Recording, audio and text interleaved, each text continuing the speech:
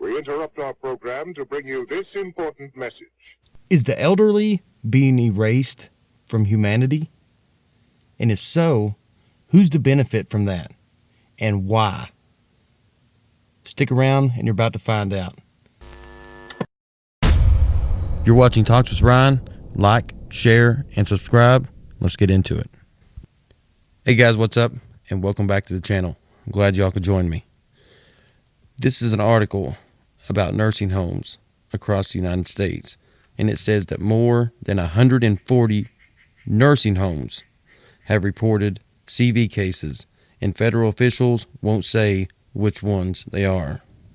Family members, first responders, and others say that the public should be informed about confirmed cases in elder care facilities. And let me reiterate that before I move on. This is not 140 cases individually. This is 140 different nursing homes that have reported many of cases. Some of them was completely wiped out. Now, pretty much the whole nationwide, since this whole thing has started, nursing homes have been locked down to the public, that is. Now, if you have family in a nursing home, it's likely that you definitely know what I'm talking about right now. Now, I know that we've heard this story from every media outlet since this whole thing began. And I believe they've been trying to tell us something all along, but they haven't really made a big deal about it, so nobody's really caught on or even started thinking about it. But this Bloomberg article I have on the screen, it says that CV-19 is hard on the elderly, with those 65 and older accounting for 80% of the deaths in the United States. And right here's an article straight from the CDC. 8 out of 10, 80% of the CV-19 deaths reported in the United States have been in adults 65 years and older. Guys, I got a feeling they're trying to erase or cancel the elderly. And I asked why in the beginning, but I'm getting ready to tell you a lot of good reasons they have. It's going to make a lot of money for the corporate of the United States of America. But first, I need to show you census and the numbers that they have for people 65 and older from 2017 and 2018 before we get into anything else. According to the Bureau of Census, in 2017, about 16% of the American population was 65 years and over, a figure which is expected to reach 22% by the year 2050. So they're considering that it's going to go up. Now, let's look at 2018. For 2018, they showed 16% of the population was 65 years and older. That went up almost 1%.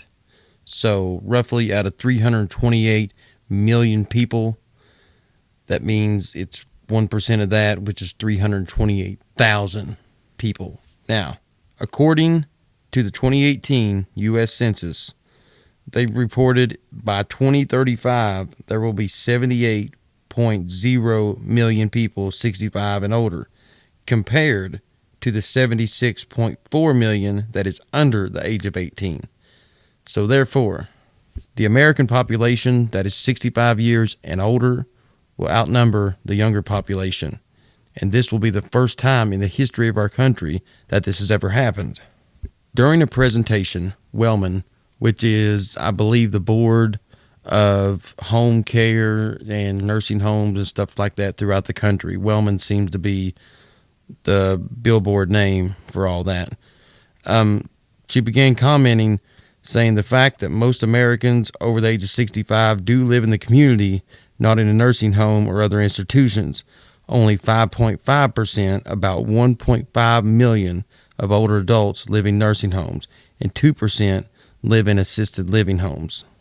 So that's around 2.5 million American adults that's over the age of 65 years old, living in nursing homes, assisted living, or now fully controlled government institutes that we the people are forbidden to access.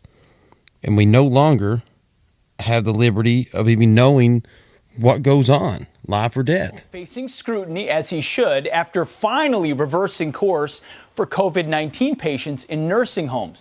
Now, just in case any of you all are not familiar with what this report is on, New York Governor Andrew Cuomo, at the time when the hospitals were apparently filling up, and in order to save the younger lives, basically everybody that was 65 and older got thrown to the wolves, and they were shipped off to local nursing homes. And what ended up happening was, nursing home patients, a lot of them are already sick. Some of them are really, really old, and they have chronic diseases, chronic illnesses, and their immune systems are shot. So once he started filling them up with sick patients, even though they were locked down to everybody else in the world except for Governor Cuomo and the ones at power, what ended up happening was it was like a wildfire. It was like a brush fire. They started getting sick one after another, and a lot of people passed away. Will we see the media ever really expose this contrast that Cuomo finally reversed course after defending putting COVID into nursing homes? Will they ever hold him to account for that? They really should. And it'd be one thing if all the other hospitals were full, but we had the Javits Center about 1/3 empty. We had the USNS Comfort, the hospital ship that President Trump sent up here, that had 182 beds filled out of 1,000. So it's not like there were alternatives to send people where they could go and be isolated, not get healthy seniors infected and ultimately killed. Andrew Cuomo really needs to be held to account on this, and I wish the media would do it. Hearing a little bit of criticism here in New York, but I don't hear very much nationwide. Now, this is another story. It's pretty much the same case, and it could have even been some of the same patients that Cuomo sent out if they reached out this far. But it's from a lady who is over 2 different nursing homes, and she's out of Maryland. The article or the letter itself is from Reddit, so I can't guarantee the authenticity of this story, but it sounds true, which don't always mean that it is true. But regardless of the fact, here's the story. She started the post with, "I have to get this off my chest. I'm a healthcare worker with some oversight of 2 nursing homes in Maryland.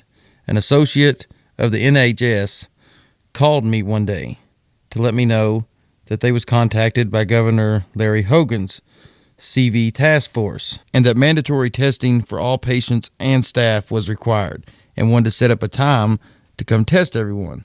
My associate told the gentleman on the phone that we had no cases and it wasn't necessary to come test.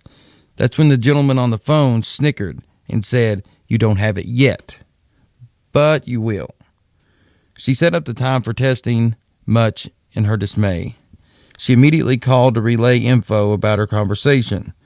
Because I was already seeing a pattern of the spread of CV based on testing, I told her not to let him in the facility, but we were powerless as they sent the National Guard. We did the testing and had multiple positives of patients and staff right off the bat. Despite having 0 cases before or any sick patients prior, within days, patients were getting severely sick and dying, practically wiped out one whole unit in our facility." She went on to finish her post by saying, "The almost identical situation happened at my other facility. 0 cases, mandatory testing, unexpected positives, people dying." All right, let's get into the reasons. This is a Social Security fact sheet. It says, in 2020, about 65 million Americans will receive over $1 trillion in Social Security. Then we go to the state and local pensions. They have attracted considerable attention in the recent years. Inadequate contributions have left pensions underfunded by at least $1 trillion and is possibly up to as much as $3 or $4 trillion, depending on modeling assumptions. So roughly that puts us around 5, possibly even maybe somewhere around $6 trillion.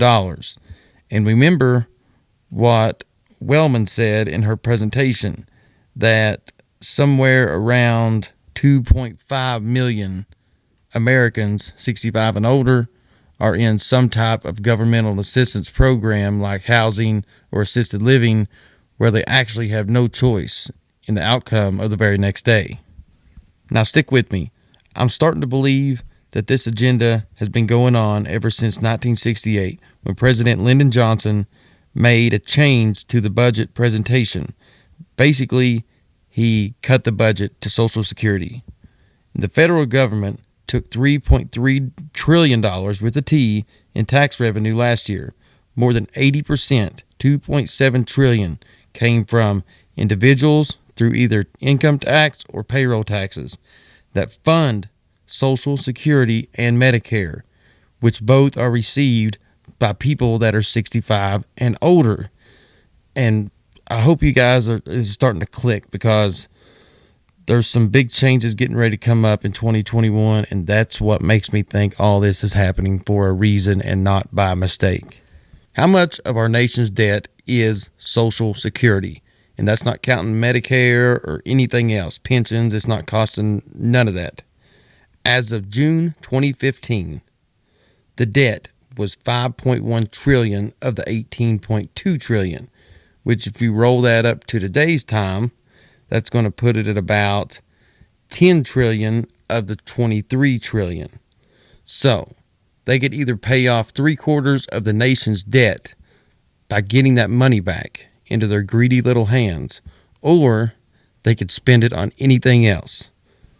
And here's the indicator that led me to believe all this information is starting to add up. 2021, the year Social Security changes forever. Social Security benefits are changing forever at the end of 2020. Once the calendar rolls over to 2021, you'll never be able to get as much in benefits ever again. And will it ever go away? They're saying by 2035 that Social Security will be completely done away with. And who's going to be to blame? All these people. Many parts of America have already decided to sacrifice the elderly. They're putting the blame on us, the younger people. And it seems like those that are 65 years and older are at the mercy of our so-called leaders in Washington, D.C. And what do you think they're going to pick if they get to have their own option? Are they going to pick $6-7 trillion every year, or the health care and the well-being of the people who's gathering government assistance from the taxpayer's dollar? You guys decide, and let me know what you think in the comments section below. Guys, we all live very, very different lives, but yet we all still have the exact same problems. And that, my friends, is by design. If you guys enjoy these videos, make sure and leave every single one of them a thumbs up. Make sure and smash that subscribe button if you haven't already. And try your best to share these videos on all your social media platforms so other people can get to see the videos too. And if you got a friend that you would think that would be like-minded, go ahead and send them over also. Other than that, guys, stay safe, and I will see you all in the next video.